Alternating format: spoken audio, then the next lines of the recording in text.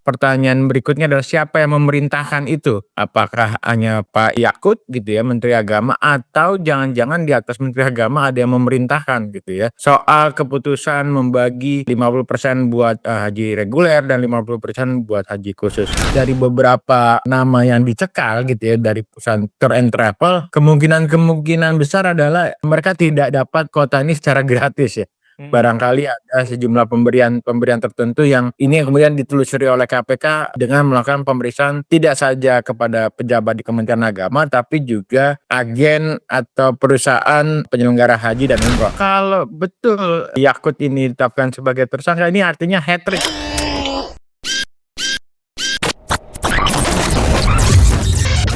Halo sahabat integritas, jumpa lagi di kanal Satu Visi Utama program Buka Kartu. KPK telah melakukan cegah ke luar negeri terhadap 3 orang yang terkait dengan masalah indikasi korupsi kuota haji di 2024 lalu. Kalau kita merujuk kepada 3 orang dimaksud, mereka berinisial YCQ, IAA, dan FHM. Kalau merujuk kepada YCQ itu berarti ex-Menteri Agama Yakut Khalil Qoumas atau Gus Yahya gitu ya. Kemudian ada lagi bos dari Maktur Travel Haji Fuad Hasan Masyur, serta mantan staf sus Menak Isfah Abidal Aziz. Nah, seperti apa duduk perkara dari indikasi korupsi kuota haji yang sedang disidik oleh KPK? Kita akan membahasnya dengan Bung Emerson Yunto dari Visi Integritas. Bung Eson, apa kabar? Kabar baik, Pak Nan. Bung Eson, ini Kementerian Agama, namanya Kementerian Agama, tapi korupsinya silih berganti datang pergi. Catatan Bung Eson terhadap korupsi yang terjadi di Kementerian Agama seperti apa sih? Iya, tadi namanya Kementerian Agama ya, tapi tindak tanduknya gitu ya, seringkali itu jauh dari nilai-nilai agama, Pak Adnan.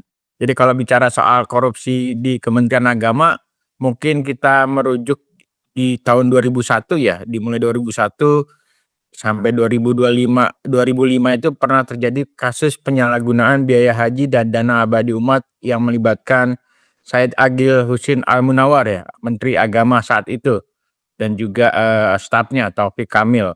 Nah, nilai kerugiannya juga cukup fantastis sekitar 700 miliar.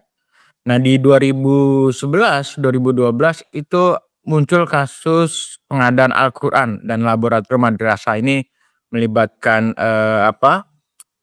sejumlah anggota DPR, Zulkarnain Jabar, kemudian juga ada Direktur Urusan Agama Islam Ahmad Jauhari, nilai kerugiannya 27 miliar.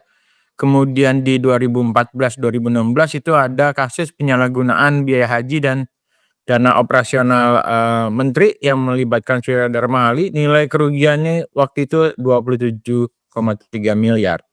Nah, terakhir di 2019 pernah ada skandal jual beli jabatan, tapi ini melibatkan petinggi partai politik, Roman Muji atau Romi gitu ya, ketua P3. Ya. Mahfud Muji ya, betul, ketua umum P3 dan juga kepala Kanwil Kemenak di Jawa Timur dan juga Kabupaten Gresik itu nilai dianggap praktek suap menyuapnya sekitar 300 juta. Nah, yang terakhir yang juga menarik, kasus yang baru ditangani oleh KPK, tadi Pak Adnan menyebutkan ada upaya pencekalan, tapi juga KPK baru saja mengumumkan nilai kerugiannya di kasus kuota haji ini hampir 1 triliun rupiah, kurang lebih begitu ya. Ini besar sekali ya. Fantastis begitu, Pak Adnan. Nah, oke lah, kita belum tahu ya 1 triliun itu bagaimana cara menghitungnya. Tapi kalau kita coba urai masalah kebijakan kuota haji ini kan karena berangkat dari penambahan 20.000 kuota haji ya, yang itu merupakan hasil dari lobinya Presiden Jokowi waktu itu ke pemerintah Saudi. Nah, seharusnya dari 20.000 itu 18.400 kursi itu harusnya diarahkan atau diperuntukkan bagi haji reguler, Betul. sisanya baru haji khusus. Tapi dalam prakteknya kemudian di Kementerian Agama berlaku satu keputusan pembagiannya itu 50-50. Hmm. 10.000 untuk haji reguler, 10.000 untuk haji khusus. Nah, ini berarti kita ngomong soal modus korupsi lain. Hmm. Kalau sebelumnya pengadaan, kemudian penggunaan dana haji, kalau sekarang ada kemungkinan permainan kuota gitu ya. Betul tuh. Kalau kita rujuk kepada pola-pola permainan kuota yang itu dikuasai oleh pejabat publik untuk memutuskan ini jatuh kemana, ini harus ke siapa, berarti kan ini mungkin polanya bisa sama dengan kalau kita ngomong Hmm. soal kuota daging, kuota impor ini, itu, dan lain-lain. Kira-kira apakah begitu Bung Eson logikanya? Iya, kalau melihat begini, tadi sudah disinggung soal, aturan main soal pembagian kuota ya.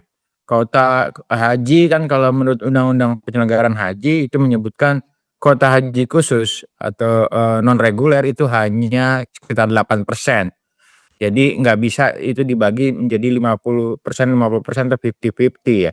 Nah, ini yang kemudian menjadi pertanyaan berikutnya adalah, apakah pada saat distribusi kuota haji tersebut, kuota haji yang khusus itu ada praktek suap menyuap atau tidak? Misalnya jual beli kuota haji begitu ya. Nah, ini yang kemudian sudah dilusuri oleh KPK. Kemudian pertanyaan berikutnya adalah siapa yang memerintahkan itu? Apakah hanya Pak Yakut gitu ya, Menteri Agama, atau jangan-jangan di atas Menteri Agama ada yang memerintahkan gitu ya, soal keputusan membagi, 50% buat, haji reguler dan 50% buat haji khusus. Nah, ini modus yang saya rasa juga apa, baru ya, baru terungkap oleh KPK, walaupun KPK sendiri dalam beberapa kajian, maupun juga kegiatan, koordinasi dan supervisi menekankan salah satu aspeknya adalah selain kuota haji adalah, pengadaan barang dan jasa, Pak. Oke, Bung Eson, ini kalau kita coba cek gitu ya, berapa sih harga untuk haji khusus? Hmm. Itu kan ternyata dia itu ada range-nya, Betul. ya, mulai dari $8.000 atau sekitar 130 juta sampai 423 juta. Hmm. Nah, range itulah yang kemudian menjadi celah untuk dieksploitasi ya, karena Iya, betul. tidak ada yang baku di dalam menentukan satu kursi kuota haji khusus itu berapa. Hmm. Sedangkan kalau haji umum atau haji reguler itu kan sudah ditetapkan oleh pemerintah lewat Iya. DPR ya, jadi, harga satuan untuk haji reguler itu sudah pasti sesuai dengan apa yang sudah ditetapkan oleh pemerintah. Sementara kalau haji khusus dia karena ada harga bawah dan harga atas, ini yang kemudian membuka peluang bagi adanya permainan. Hmm. Nah, jadi, satu kursi yang harusnya itu 140 juta kemudian bisa saja naik harganya menjadi 300, 150, dan lain-lain. Nah, apakah itu juga merupakan hal yang dilihat oleh KPK sehingga kemudian, celah-celah permainannya menjadi lebih besar ketika, eee, terjadi pergeseran kuota haji umum ke haji khusus, Bung Eson? Ya, kalau bicara soal haji, Pak Adnan, jadi, banyak orang ingin, segera naik haji ya, tanpa menunggu antrian yang panjang ya. Kalau haji reguler itu kan bisa belasan bahkan puluhan tahun untuk dapat. Nah, untuk haji, khusus gitu ya, itu hitungannya bahkan tidak sampai setahun, sepanjang dia bisa atau mampu memberikan, membayar, haji tersebut gitu ya, haji khusus tersebut. Nah, tadi disebut itu kalau range-nya antara 159 juta sampai bahkan 958 juta, kira-kira begitu. Nah, jadi, besaran itu kan semua tergantung dari, penyelenggara hajinya. perusahaan penyelenggara haji dan umroh kalau, semakin, banyak peminatnya barangkali dia akan menaikkan itu. Itu yang kemudian bisa dikatakan sebagai menguntungkan, korporasi atau orang lain yang kemudian dianggap KPK sebagai kerugian keuangan negara. Jadi mereka akan bermain di selisihnya gitu ya, Pak Adnan. Nah, Ya. ini akan kemudian juga lagi-lagi pertanyaannya adalah apakah ketika mendistribusikan 10.000 itu ada semacam kickback gitu ya, saya kasih ini kan ada ratusan bahkan ya, Ya. ratusan, penyelenggara haji dan umroh, kemudian mereka juga pasti berebut soal dapat berapa jatah kuota haji khusus. Nah, dengan jatah-jatah tersebut kemudian perlu ditelusuri siapa yang menikmati, eee, apa, eee, baik dari Kementerian Agama maupun juga pihak penyelenggara haji yang, terkait dengan, distribusi kuota haji khusus ini, Pak Adnan. Iya, kalau kita coba, berlaku lebih objektif gitu ya terhadap masalah ini, sebenarnya kalau tidak ada indikasi permainan jual beli kuota haji khusus, tentu KPK nggak akan naikin statusnya menjadi penyidikan.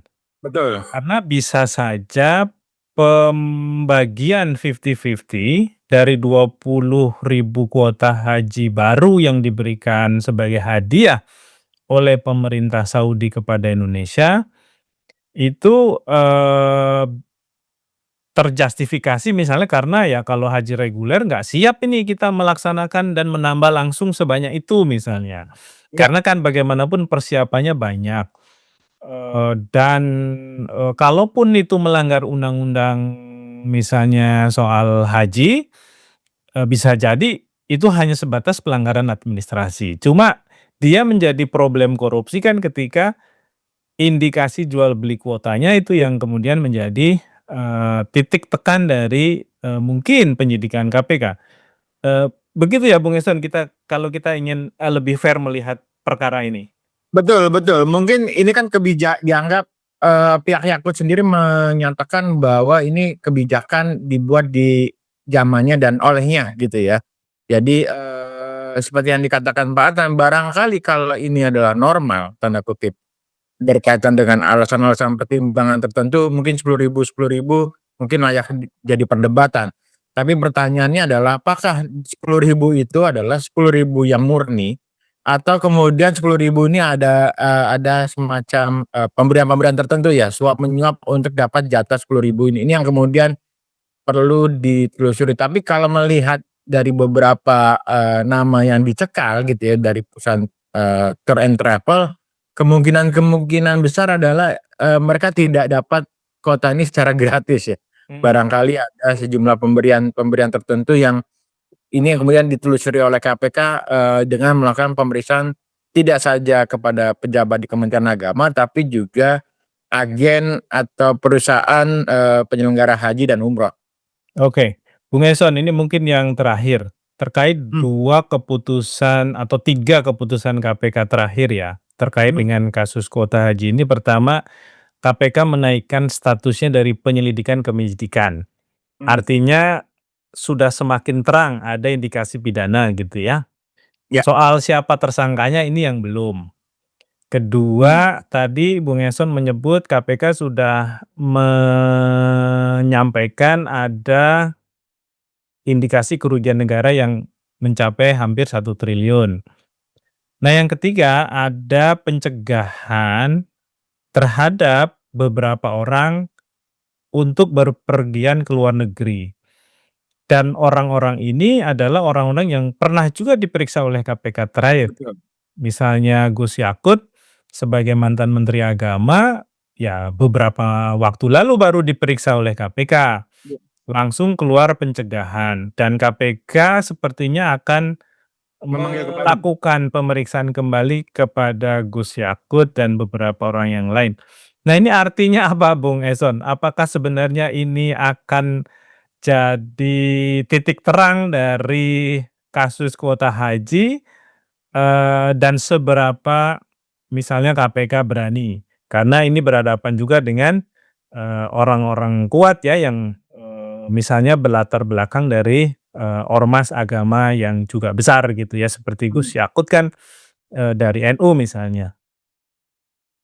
Ya, kalau fase ini kan sudah masuk ke fase penyidikan ya, artinya yang dilakukan oleh KPK adalah mengumpulkan, bukti-bukti, kemudian mengidentifikasikan tersangka, dan kemudian mempersiapkan berkas perkara untuk penuntutan. Jadi, KPK sudah melakukan langkah pencegahan gitu ya, ke luar negeri untuk 3 nama, untuk apa, agar proses penyidikan itu menjadi lebih lancar gitu. Nah, biasanya di kasus-kasus yang coba kita amati di beberapa kasus korupsi, kalau sudah orang itu dicekal, biasanya persentase ditetapkan sebagai tersangka itu 50-50 ya, bahkan mungkin persentase jauh lebih besar. Artinya 50-50 kayak pembagian kuotanya ya? iya, kayak betul ya, Pak. Sepertinya KPK sebenarnya sudah mengidentifikasikan siapa calon tersangka paling kuat begitu ya, Mmm. dari kasus ini. Nah, yang lain kan juga soal, ya banyak pertanyaan soal ini penetapan tersangka, penyidikan tanpa tersangka ini sebenarnya satu hal yang biasa gitu ya. Jadi bukan satu yang, eee, apa, aneh gitu ya Aneh, dalam ya. dalam proses penyidikan. Nah, di luar itu kan juga pertanyaan soal ini baru dijerat di pasal 2, pasal 3 tentang aspek kerugian keuangan negara. Nah, bukan tidak mungkin dari proses, pengumpulan informasi awal, bukti-bukti, itu KPK menemukan ada indikasi misalnya praktek suap menyuap atau gratifikasi dalam, perolehan kuota haji khusus ini.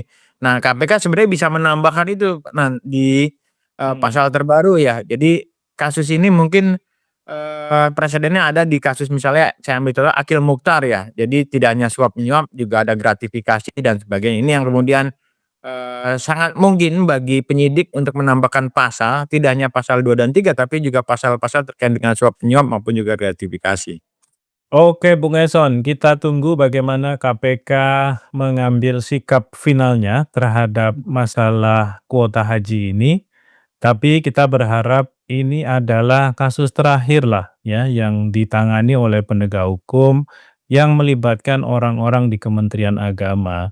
Karena sangat tidak logis orang-orang yang ada di Kementerian Agama itu kemudian justru terlibat atau aktif gitu ya melakukan tindak pidana korupsi, sesuatu yang bukan hanya secara hukum itu dilarang, tapi secara agama juga pasti ditentang sangat keras gitu ya. Dan itu Ya, artinya mereka paling paham terhadap betul. semua itu daripada kita yang mungkin, tidak cukup mengenal gitu ya secara dalam, pemahaman kita soal agama kita masing-masing gitu. Bukan begitu Bung Eson? Betul, Pak, dan ini juga mengingatkan kembali bahwa kalau betul, Yahya Yakut. Stakuf gitu, Yakult ya, sorry. Yahya Yakult ini ditetapkan sebagai tersangka, ini artinya hat-trick, terjadi hat-trick di Kementerian Agama.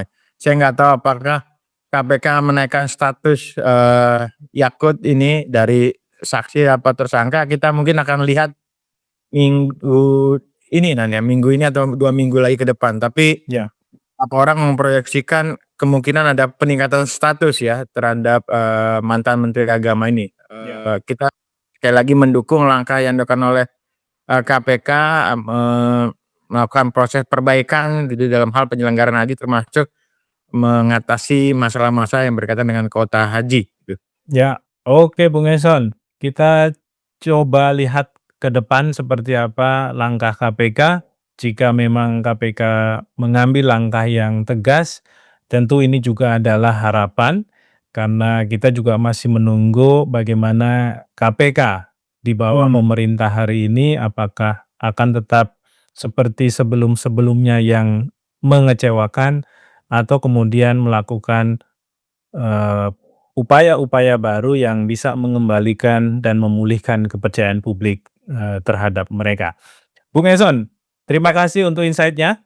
Demikian siap, Pak. sahabat integritas diskusi kita dengan Bung Emerson Yuto soal indikasi korupsi kuota haji 2024. Kita ketemu lagi di lain waktu, sampai jumpa.